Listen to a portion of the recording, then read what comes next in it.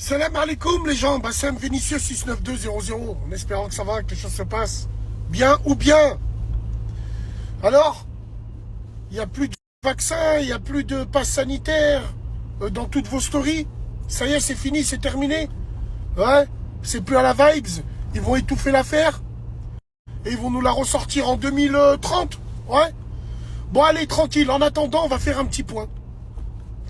Hier, j'étais dans un snack avec un frère, je parlais un peu avec lui. Et en fait, je vais rien vous apprendre, mais cette crise de Covid a enrichi beaucoup plus les riches. Bon, j'ai pas envie de rentrer dans les clichés. Mais la tête de ma mère, vous vous en rendez pas compte que toutes les matières premières, elles ont augmenté dans le silence le plus total. Crise Covid, on était trop occupés. On était trop occupés par t'es vax ou t'es anti-vax ou t'es...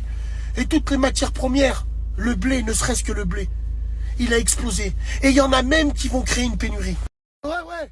Il y a des gens, ils s'amusent à acheter des parcelles de milliers de kilomètres carrés.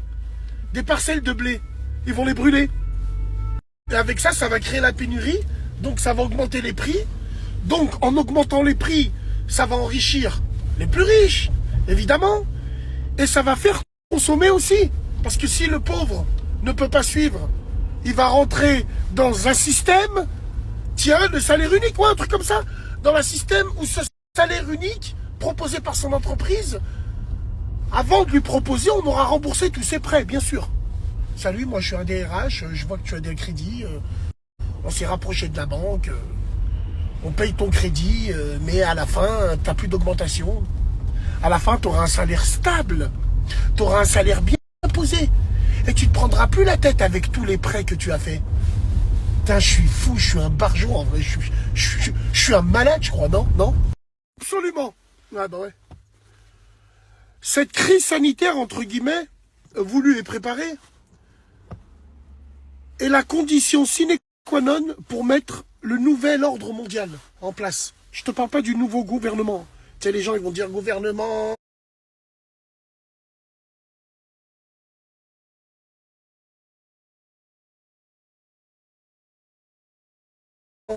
Moi, je connais ma tante sur WhatsApp. Elle m'a dit qu'elle travaillait avec l'ex-sœur à ma grand-mère qui travaillait dans un ministère, qui m'ont dit que... Non. Le nouvel ordre mondial. Tais-toi et assis-toi quand tu bois un café. Ouais.